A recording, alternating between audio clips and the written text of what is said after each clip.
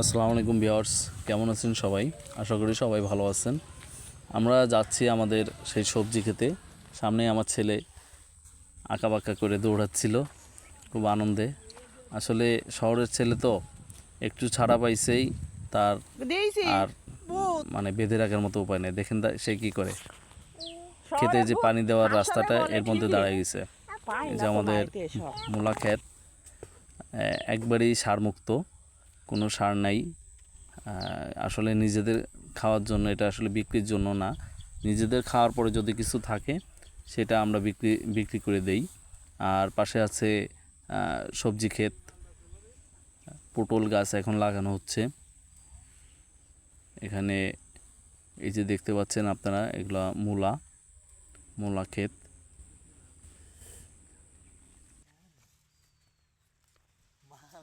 এটা বিশাল একটা মূলা, এটা হচ্ছে জাপানি মূলা।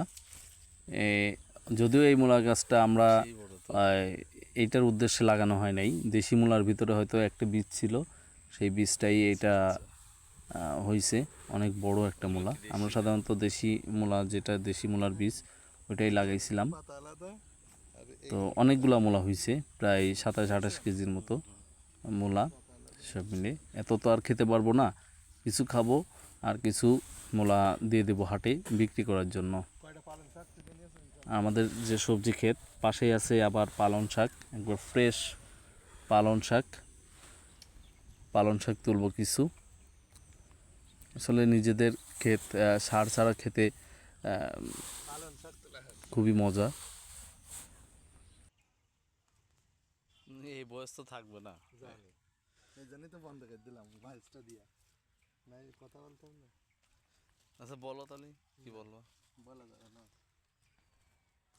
প্র্যাকটিস করো, সমস্যা কি? বয়স তো ঘরের মধ্যে বসে দেবো নিরিবিলি। বড় বড় গুলো তুলে নিয়ে যায় আর ছোট গুলো। এগুলো কি মালটা বাগান? মালটা বাগান। আচ্ছা,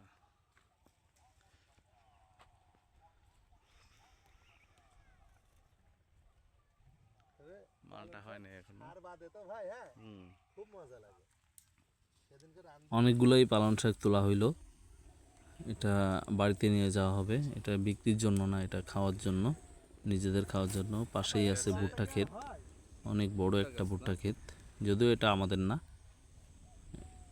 এটা আমাদের পরিচিত এক আঙ্কেলের। এখানে অনেক ভুট্টা হয়, ভুট্টা চাষ হয়। ভুট্টা চাষটা খুব ভালো হয় এখানে। আর তার পাশে আর একটা ক্ষেত রেডি হচ্ছে অন্য কিছু চাষ করার জন্য। মানে মোটা না হলে চাবিটা ধরেন। আমাদের সবজি ক্ষেত থেকে সবজি তোলা শেষ, এখন রওনা দিলাম বাড়ির উদ্দেশ্যে। যেতে যেতে আরও কয়েকটা ক্ষেত আপনাদের দেখাই। যেমন বাম সাইডে আছে কাঁচামরিচের ক্ষেত, তারপর তার পাশেই আছে, এটা অনেক বড় একটা কাঁচামরিচের ক্ষেত।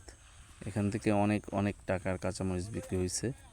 আর ডান পাশে আছে আরও একটা পটলের ক্ষেত, এবং এইটা হচ্ছে পেঁয়াজের ক্ষেত।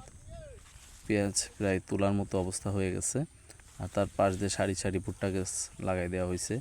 এবং বাম পাশে আপনারা দেখতে পাচ্ছেন, এই যে বাম পাশে আছে কাগজি লেবুর ক্ষেত।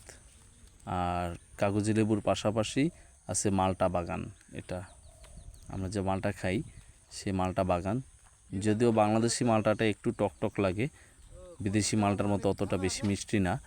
এবং তারপরে আছে এই যে আলু ক্ষেত, অনেক বড় একটা আলুর বর্তমান আলুর বাজার আসলেই খুব চড়া, কারণ হচ্ছে আলুর যে সারগুলো ব্যবহার করা হয় অনেক দাম। তার পাশে আছে একটা ড্রাগন ফলের বাগান। এটা আমাদের এদিকে অহরহ চাষ করা হয় ড্রাগন বাগান। সাধারণত ড্রাগন বাগান একবার যদি শুরু করা যায়, একটি ড্রাগন বাগান একবার শুরু করলে বেশ মোটামুটি ভালো একটা প্রফিট আসে। তবে এটার খাটুনিও অনেক বেশি। ধন্যবাদ সবাইকে।